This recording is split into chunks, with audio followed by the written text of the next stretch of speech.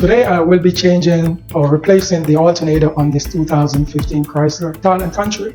This is the new alternator, just came, brand new alternator, and today I will be replacing it. Okay, the first process is safety. I will disconnect the negative post on my battery, and then the next thing I will be doing is raise the vehicle just high enough where I can get underneath it and have access to the belt tensioner where I can remove the drive belt from the alternator, and then I can go from there. The tools I'm going to use are a 10mm wrench, 13mm socket, a 3/8 drive, speed handle. I'm going to need pliers. So I'm going to need these pliers here to compress this clamp right here. I will have to remove the radiator hose and get it out of the way.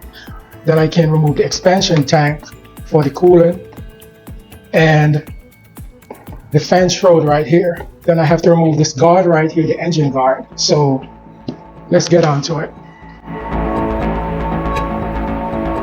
First process here is disconnect the negative post here for safety. The next step is I will have to raise the vehicle up and remove the passenger front wheel.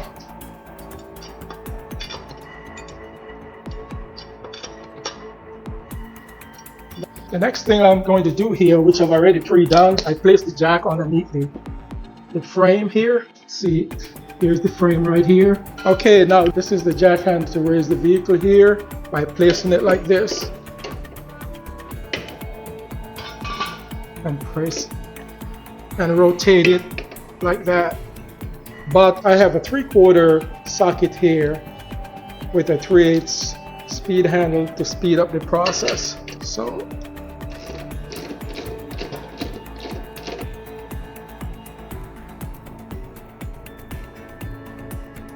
leave the jack in place. Just in case the jacks fail, at least I have a support here for the vehicle.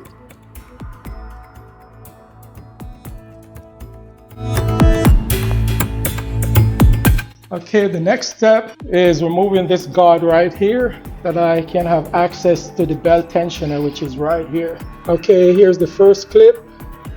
Move this clip out of here. That's why I need these side cutters to remove the clips. That's one right there. 10mm bolt is right up in here.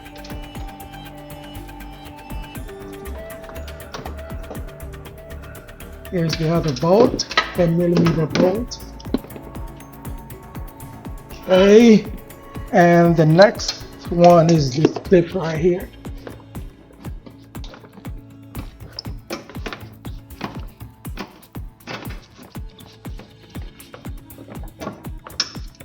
Now here is the belt tensioner right here. Now all I have to do is to release the tension of the drive belt, which is this guy right here, and it runs around the crankshaft pulley or harmonic balancer. Here's the drive belt, goes around the harmonic balancer. It rides over the water pump, then down and around the AC compressor here, and then it goes around your alternator, which is right here. This is the alternator and this is the guide I am going to replace right here. Next step I am doing is release the tension of the drive belt, and then I can go ahead and start working on the alternator from the upper side of the engine. I'm going to use this breaker bar and attach it to the belt tensioner right here and just release the tension of the belt. Right like that, and take the belt off the alternator. Okay, so now I release the tension of the belt. So now the belt is loose. You can see the belt is off the alternator here. Here's the alternator. That's the alternator right here.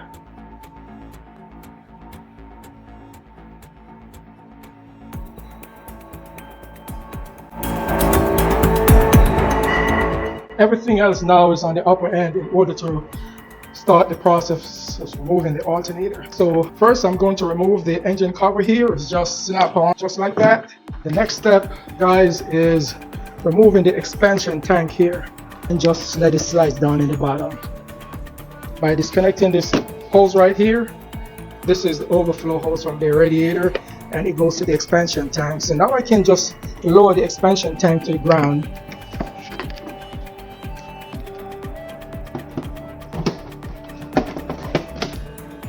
And here's the expansion tank. The hose are attached to it just like that. For right now, the first thing I'm going to do here is to drain the radiator just enough to allow the fluid to be lower than the hose port right here. To use this hose here, like I said, this is the overflow hose to the expansion tank. I'm going to connect this down there. Now, if you look down there, this red cap here is a valve. Once you back out this valve here, there's a port below it. That's going to be the drain port. So I am going to attach this hose here to that port, and then the other end would be actually drained to the attached to the drain pan underneath there. Okay, I'm going to attach one end into the drain pan and the other end into the port right below this drain valve right here. So I'm going to keep the hose on the drain port while backing out on this drain valve here. So now the fluid is going to be running out of the radiator into the drain pan. And I just need maybe about a 3/4 of a gallon, just enough to lower the fluid level on the upper end where I can remove the radiator hose without making any mess. So we should have enough fluid drained from the upper end of the radiator. I think it's just enough. What I have down here is about a 3/4 of a gallon or less here. So now I can close the port right here. So this is the quantity that I drained from the radiator. This is clean fluid here. I may reuse it because this fluid here is clean as a whistle. I can now compress the clamp here, and then I can slide the upper radiator hose off without making any mess. Open up this clamp right here.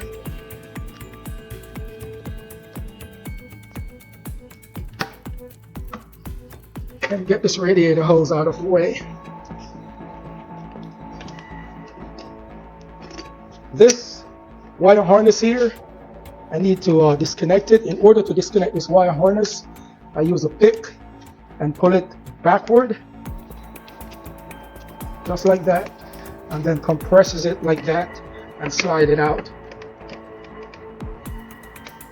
just like that. Here's a clip here for the fence row. This right here, this is one clip right here. Compress that one, and there's another one. By compressing this clip right here, you can raise this stuff up. See, it locks in. In order to pull the fan throat upward, you have to compress this lock here, pull it up. You do the same thing on this side. Now here's the other one.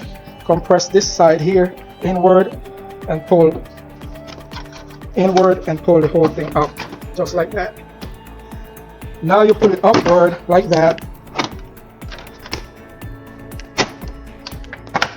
Upward. We have access to the other wire harness for the fan right here. This right here. You do the same thing with this clip. Pull it upward, and compress on this guy here and pull the whole thing out, just like that. And then this clip right here attached to the fan throat, you just pull it out, just like that. And then the fan throat is now free flow, can come right out of there.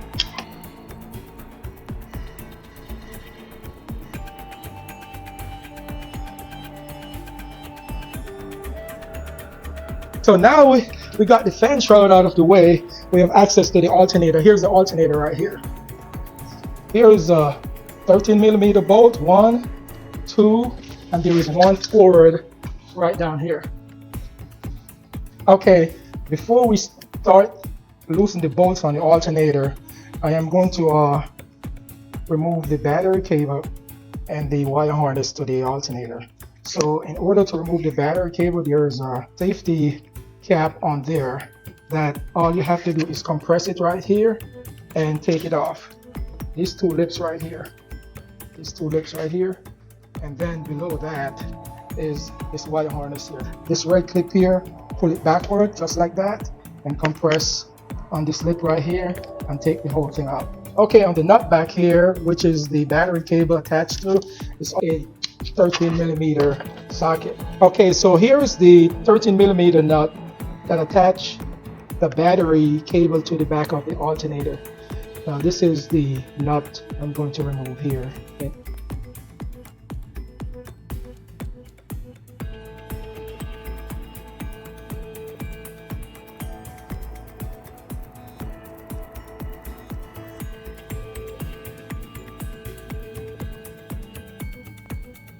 So now I can remove this cable, and here is the harness that got attached to the alternator. So now we have all the electrical wire disconnected from the alternator. I can now begin removing the bolts, which is one here, another one here, and then there is one in the front, a nut in the front here. And here is the other fastening bolt nut right here. This is the stud right here, and that's the nut, the 13mm nut right here. Okay, so here is the nut that comes off the forward side of the alternator. Now I can finally remove these two bolts here.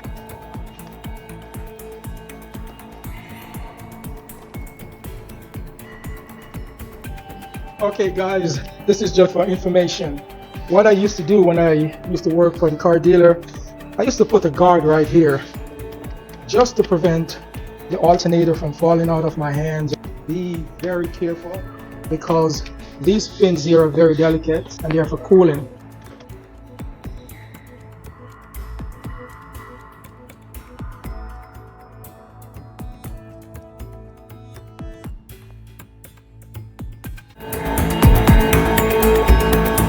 Okay, so now all the bolts and nuts has removed from the alternator. It's time for me to remove the alternator from the engine. So just all I have to do is just move it forward and like that and take it out. Slowly take it out of here. It's very close. Come on here.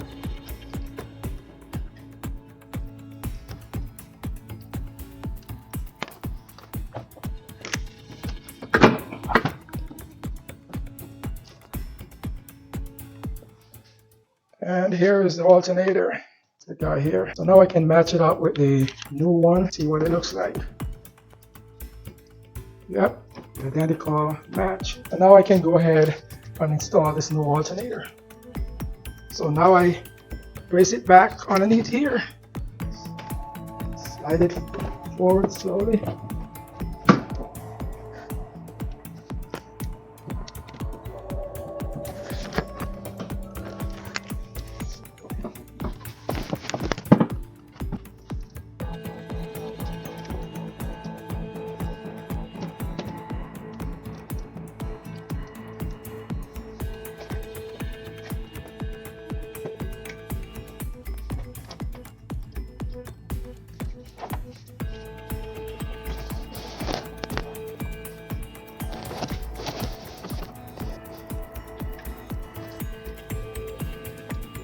Okay, now we've got the alternator back in place here. I can go ahead and start attach the bolts.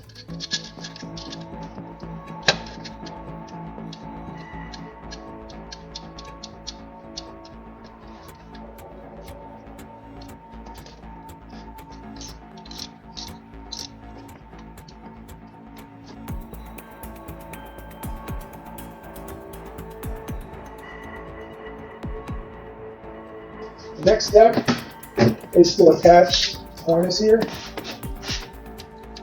Slide it up in there, locks it. See, unlocks. Okay. And then battery cable here. Go ahead and attach the battery cable. This the back of the alternator here. Then using 13mm socket.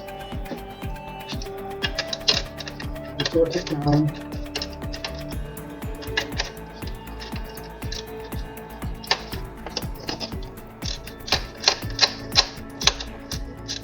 Then go ahead and put a safety guard around the battery post on the back of the alternator. Slide it on here nicely, and that's that's it.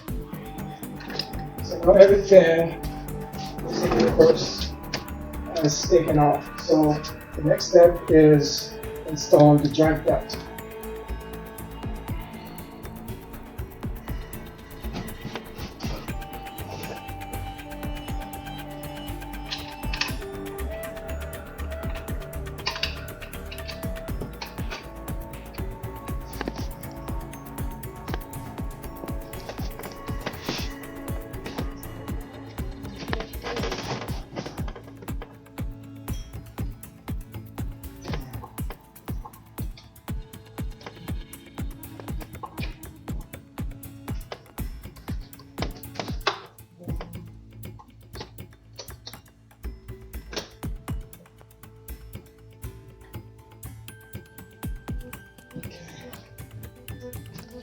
Okay.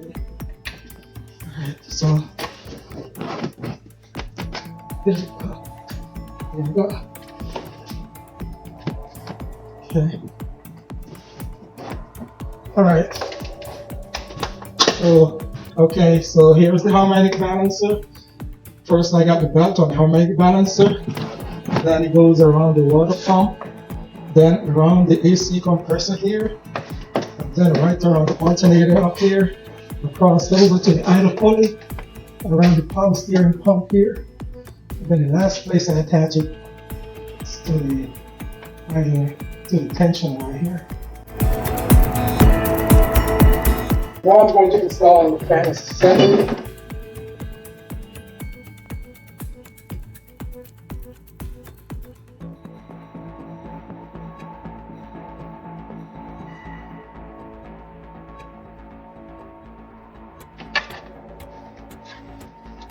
A bit too far. Go ahead and attach. And then you're going to connect it to the fan here.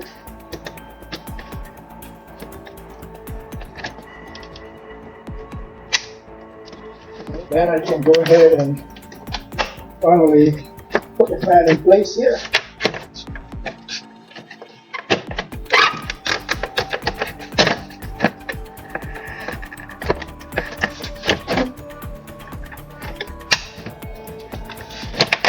Okay, the fan sits perfectly in place.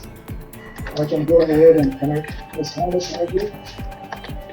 Drop this in, and push this thing back in place. Back in place.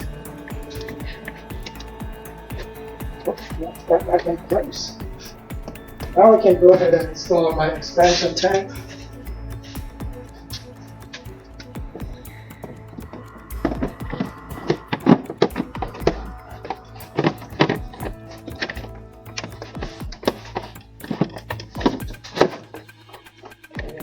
Here's my expansion tank. And I can go ahead and install my overflow hose here.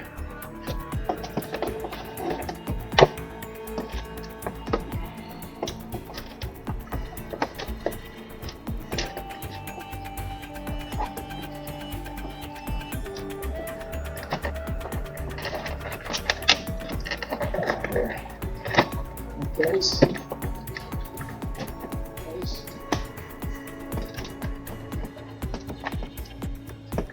Okay. Go ahead and put this back in place right here. Now we can go ahead now and install our upper radiator hose.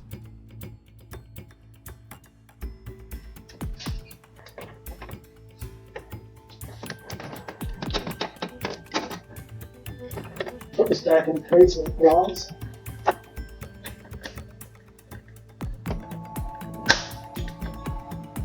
Okay, some close there. Right here.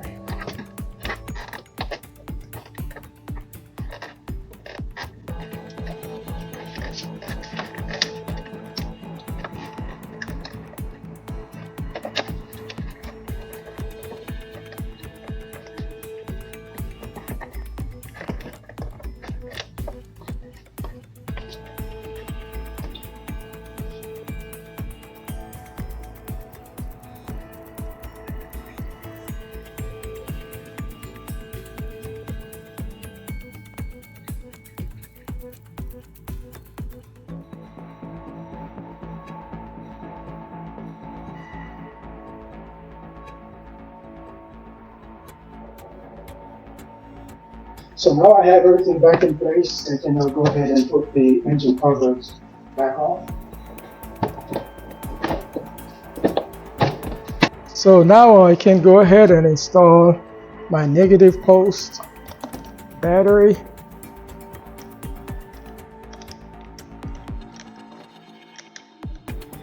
I can now go ahead and do an operational check just to make sure that the charging system is working.